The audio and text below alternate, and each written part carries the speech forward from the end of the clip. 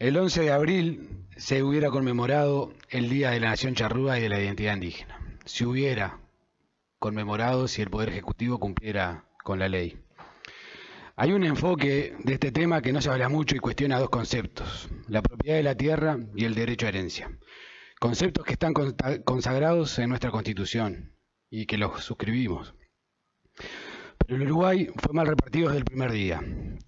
Artigas intentó corregir este vicio del poder en el Reglamento de Tierra de 1815, reconociendo el derecho a propiedad y herencia de los nativos. Y así le fue. Tenemos claro que plantear un reparto de tierras a esta altura de la historia sería casi utópico. Pero no es utópico repartir mejor lo que la tierra da. Y al mismo tiempo que todas y todos seamos partícipes de las decisiones a la hora de qué producir en ella. Tema que se nos viene encima en breve en este departamento. No se conocen los grandes aportes que hicieron y hacen los inmigrantes todos los días. Es todo ganancia, se dice por ahí. Pero eso no debería implicar el borrar de la historia de los nativos de ese lugar, su memoria, su cultura y sus costumbres, que también serían aportes importantes, y lo fueron en su momento de hecho. Así lo reconocía Rivera, cuando se valía de los conocimientos de los nativos en cuestiones de estrategia sobre el territorio. Por eso es importante reconocer que fue con todos, con foráneos y con los que estaban, que se empezó a construir este país que hoy somos. Adjunto un texto que se llama Sangre Indígena en Uruguay, Memoria y Ciudadanía Postnacionales, de José María López Mas, arqueólogo y antropólogo, profesor de la Universidad de la República, que aclara bastante este tema. Pero vamos por partes. Primero, lo primero. Empecemos por reconocer que ahí estuvieron y que hasta el día de hoy son parte importante de nuestra genética, literalmente. Según unos estudios realizados por Mónica Sanz, licenciada en Ciencias Arqueológicas de la Facultad de Humanidades de la UDELAR, luego de varios estudios con ADN mitocondrial, estos confirman que casi el 34% de la población uruguaya tiene ancestría indígena por línea materna. Datos que fueron ajustados en 2021.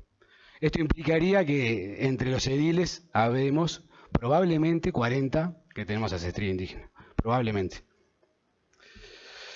El Salsipuedes es recordado por alevoso y atroz, donde asesinaron a familias enteras, mujeres, niños, jóvenes.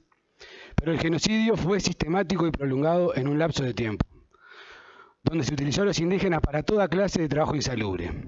Se los tomó por esclavos y se los hizo trabajar hasta la muerte.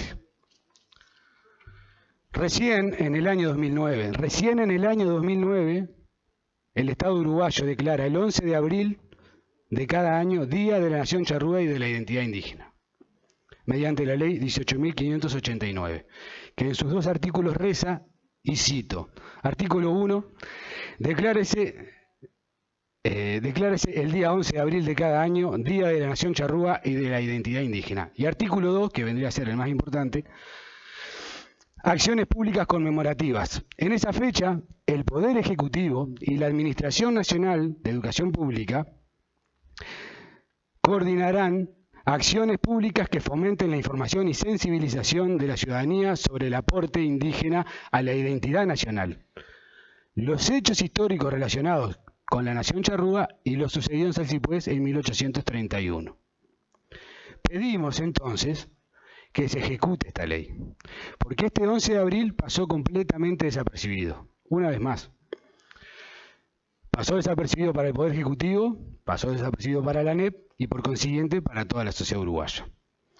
Conmemorar a la Nación Charrúa o nativa, porque no era solo charrúa, habían varios, es también reconocer que acá la tierra ha sido usurpada. Eso es usurpación.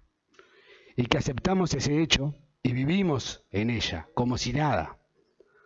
Vivimos como simples cómplices. Porque nuestra historia, lamentablemente, parece ser la de unos contra otros. Y tenemos que entender que la historia hay que escribirla unos con los otros. En tal sentido, propongo la colocación de una placa memorial a la ribera del arroyo Solís Chico, en los centros poblados que este atraviesa, que explique el nombre que los nativos le daban a ese curso de agua, que era, según algunos historiadores, Río de la Luna. previa consulta a los consejos municipales de dichos lugares. La proclama de este año de las agrupaciones que nuclea CONACHA, coordinadora de la Nación Charrúa, es que mínimamente se construya un memorial en Salsipuedes. Mínimamente un memorial en Salsipuedes. Cosa que nos parece justo y perfecto. Y que el Poder Ejecutivo y la ANEP hagan efectiva la ley orientada a la difusión y sensibilización de toda la población en cuanto a la memoria indígena de nuestro país. Paso a leer parte de un documento que tiene publicado López Mas, que es de dominio público, que explica un poco la consideración oficial del rol histórico de los indios charrúas y minuanes entre los héroes fundadores de la nación uruguaya. Está consagrada en los documentos coloniales de reconocimiento que realizan hasta el siglo XVIII, tanto españoles como portugueses. Cuando el Uruguay comienza a emerger como entidad política independiente, este reconocimiento es público y puede verse estampado en el escudo de la provincia oriental de 1816, que es la primera elaboración simbólica que representa la identidad de esta asociación libre de individuos de diferente vertiente cultural, acuñada por los imperios españoles y portugueses. Es decir que en un primer momento eran reconocidos como parte importante de la población por los propios imperialistas. En el caso uruguayo no habrá una asimilación armónica de los nativos americanos a la sociedad criolla. La progresiva exclusión de los indígenas del proyecto nacional termina con el genocidio indígena del arroyo Salsipuedes, realizado por el ejército del joven Estado uruguayo. Esta matanza planificada buscó atender las demandas por inseguridad de estancieros brasileños, en una lógica cisplatina, ¿no?, en la que se manejaba Rivera. Estancieros brasileños que ocupaban el norte del Uruguay, los últimos remanentes de aquellas sociedades nativas, serán aldeados, fundan el proletariado rural, nutren el ejército, pero desaparecen de la historia como grupo con soberanía y autonomía. Y hay que detenerse en esto del proletariado rural, porque el proletariado rural es aquel que después, paulatinamente y hasta el día de hoy, nutre a los anillos de pobreza de las ciudades. O sea que la condena que se les hizo a los charrúa y a los pueblos nativos se perpetuó hasta el día de hoy. Mínimamente tendríamos que el 11 de abril conmemorarlo. En 1829 Uruguay perdió en manos de Brasil sus 7 pueblos misioneros del Alto Río Uruguay. Esto obligó el traslado organizado de la población guaraní y la fundación de los pueblos de Bella Unión en el departamento de Artigas, San Borja de Gí en el departamento de Florida y San Servando en el departamento de Cerro Largo, para cuidar los límites del Estado. Estos pueblos, concebidos como depósitos de lanceros para los ejércitos, fueron condenados a la pobreza y al olvido. Y a las personas que continuaron hablando guaraní, los últimos uruguayos que lo hicieron, recibieron el término nada gentil de guarangos. Los textos de estudio han expresado una visión restringida de la historia indígena. En ellos la imagen del indio como primer habitante y cimiento de la nación fue sustituida por una serie de estereotipos. Esos estereotipos dominados por la ambigüedad. A los indios se les reconoce valentía y coraje, aunque también son pintados como atrasados y errantes. Lamentablemente la educación contribuyó durante años a transmitir esos estereotipos de primitivismo que justificaron el exterminio indígena como único camino a la pacificación.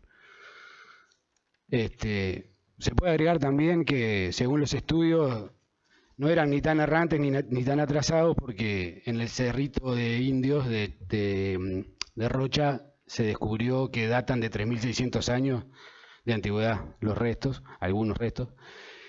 Quiere decir que una sociedad que se mantuvo 3.600 años conviviendo en estas tierras tan atrasada no era, y eran tan nómades como lo somos nosotros ahora, porque sabían exactamente en qué lugar iban a estar en cada época del año.